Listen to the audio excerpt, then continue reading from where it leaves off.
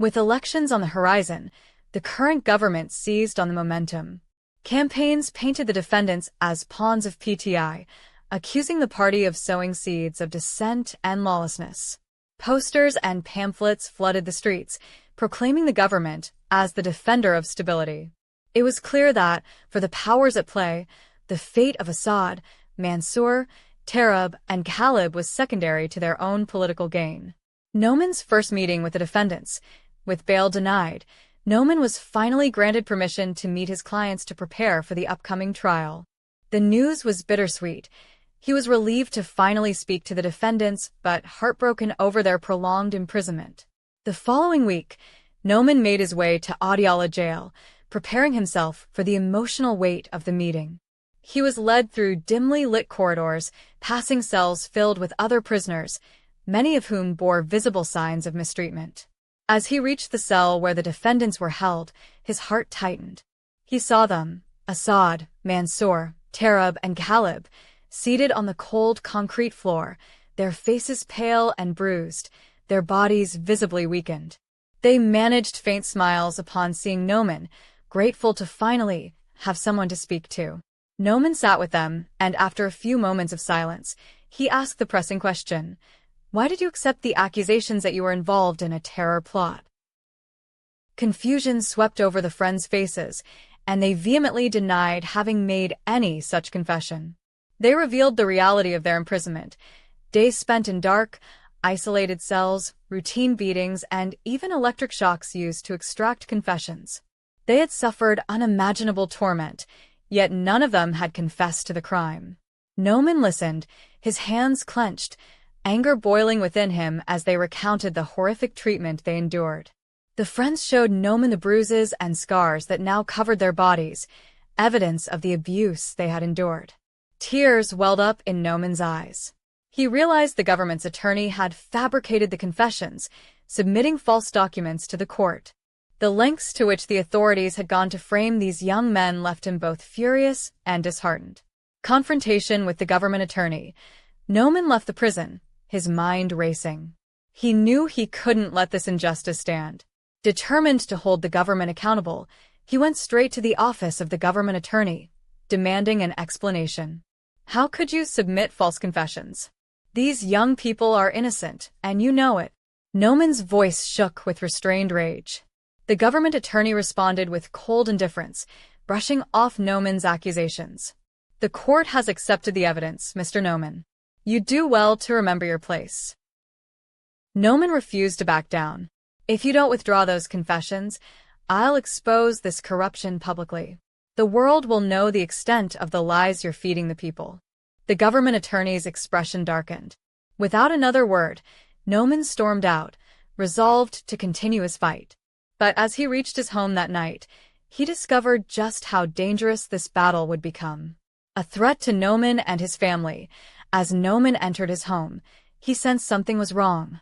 He found several men waiting for him, each armed and with an air of menace about them.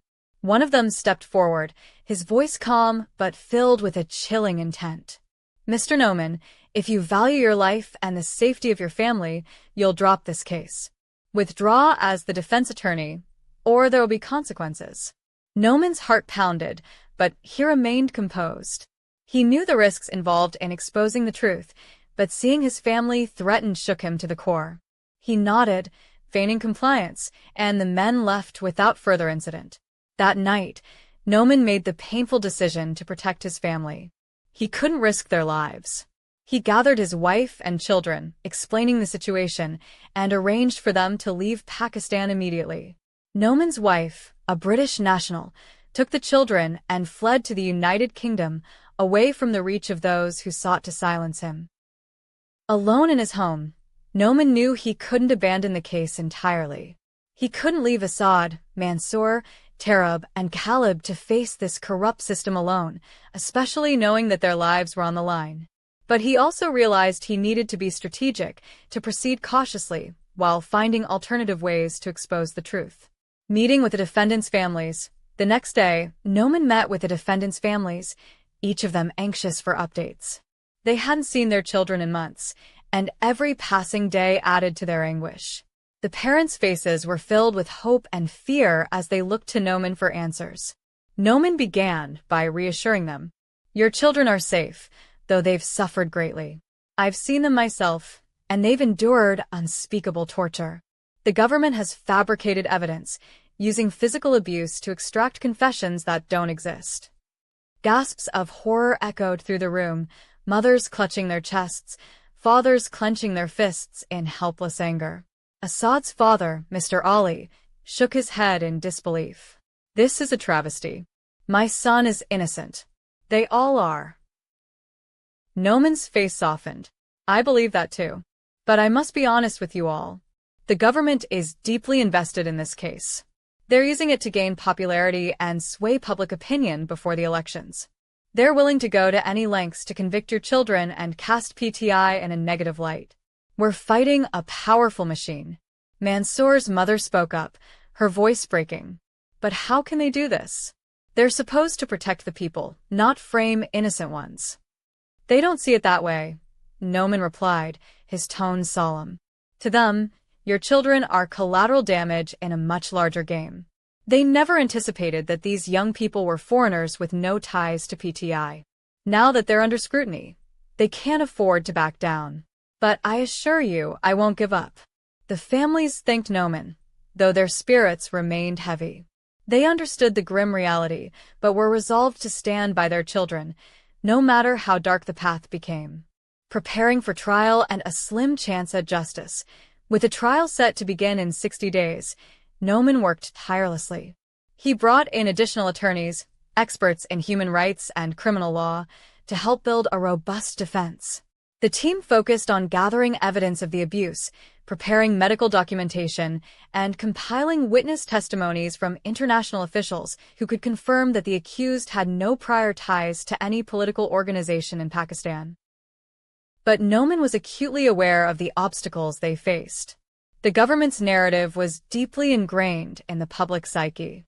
Polls showed that public support for the defendant's execution was at an all-time high, with many seeing it as a necessary step for Pakistan's stability.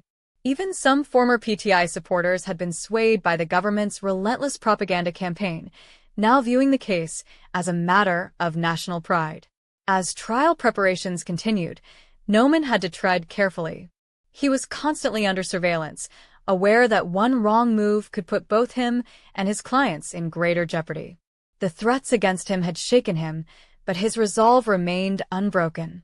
A silent warning and reflection. One evening, as Noman returned from a late-night strategy session with his team, he noticed a small, folded note slipped under his door. It bore a simple message: stop now or face the consequences. The message was a stark reminder of the danger he was in.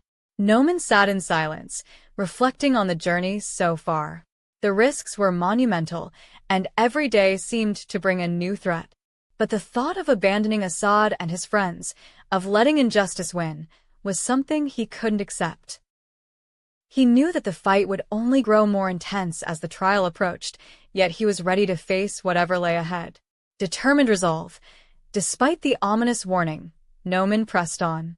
He met with journalists, hoping to raise awareness and gather public support, though he knew that few would risk standing against the government's powerful influence. With every meeting, every preparation session, he steeled himself, ready to continue fighting for truth and justice, no matter the cost. And as the countdown to the trial began, Noman and the families held on to a fragile hope that the truth would ultimately prevail, even in the face of a system determined to bury it. The days ahead would be fraught with peril, but they were prepared to endure the fight, knowing that their children's freedom and their lives depended on it. Episode 9. The Unbreakable Bond. Family Struggles and Bureaucratic Barriers. As the trial approached, attorney Noman managed to secure a small victory. Family visits were now allowed for the accused. For Assad and his friends, the chance to see their families offered a glimmer of hope amidst their grim conditions. Haider and the families of Mansoor, Tarab, and Khalib eagerly completed the necessary paperwork, their hearts set on reuniting with their children, even if only briefly. Days passed and only one approval came through for Haider. The others were devastated to learn their requests had been denied, all due to bureaucratic technicalities. As foreign nationals, the families faced obstacles that seemed purposefully vindictive, especially for a case so politically charged. Assad's father was outraged. "This isn't justice," he said bitterly. "It's cruelty." He knew their next step would be to apply for Pakistani ID cards, but the process would be long and grueling, and he feared they might not see their children before the trial began. The rejection hit the families hard. After all their struggles, the inability to meet their children shattered their spirits, leaving them feeling powerless and broken. But they found solace in Haider, who promised to carry messages from each family member to the defendants and bring back their replies. Haider's visit to Adiala jail. Haider, a doctor by profession, prepared himself for the emotional encounter, knowing that seeing his beloved cousin and his friends in prison would be difficult. Still, he steeled himself and made his way to Adiala jail the following day. Entering the visitation area, he scanned the room, searching for Assad and the others. He almost didn't recognize them when they finally appeared. Their physical deterioration was shocking, thin, bruised, and with haunted expressions that showed the toll of their imprisonment.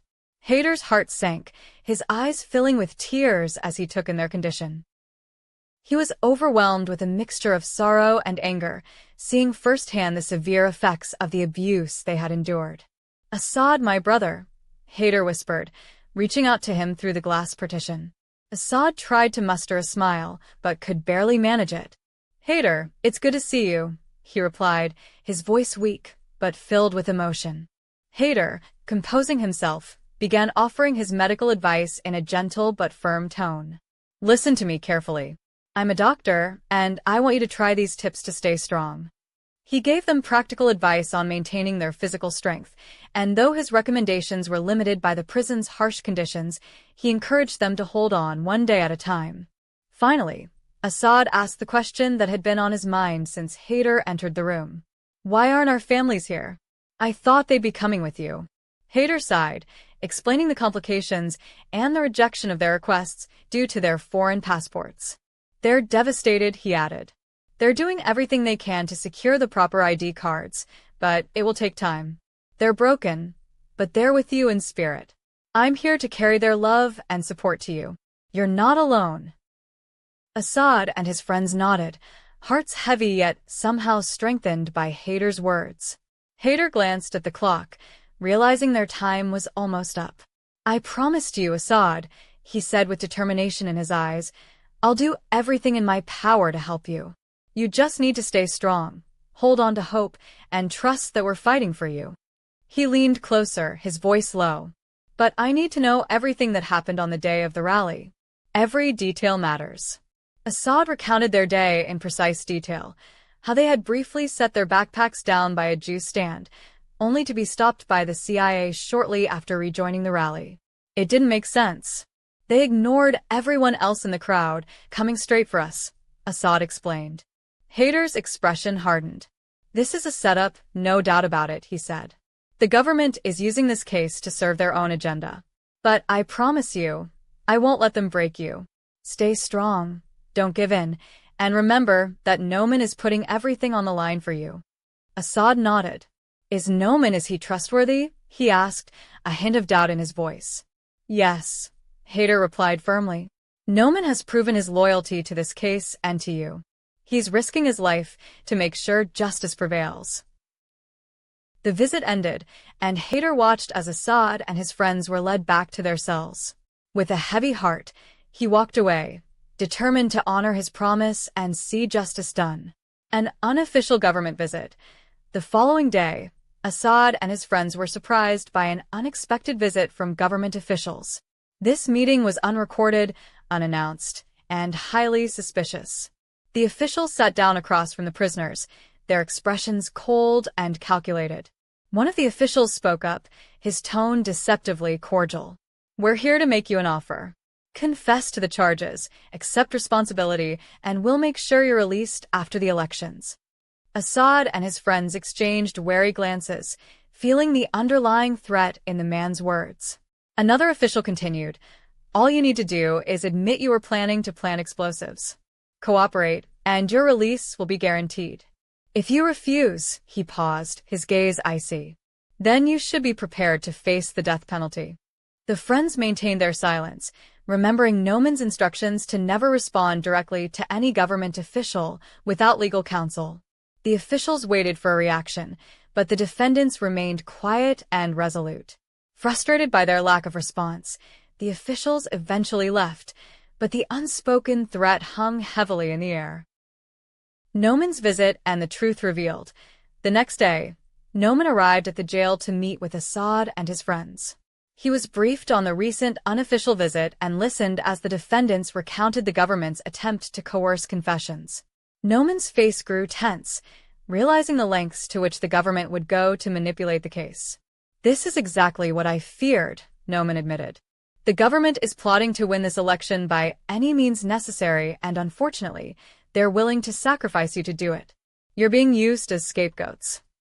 Assad's voice trembled as he asked, "So, what's the plan, Noman? How are you going to fight this?" Noman took a deep breath, then outlined his strategy. Noman's plan: 1. Gather evidence of coercion and abuse. Noman began, "First, we're going to document every instance of abuse and coercion that you've faced since your arrest. I'm bringing in a team of medical professionals to conduct examinations and capture evidence of the physical abuse. We'll use this in court to show that your false confessions were obtained through torture. 2. Expose the false confessions. The government claims you confessed, but you and I both know those confessions are fabrications. I'll challenge the authenticity of these statements in court, arguing that they were fabricated by the prosecution to strengthen their case. We'll subpoena any audio or written recordings of your interrogations to expose the truth.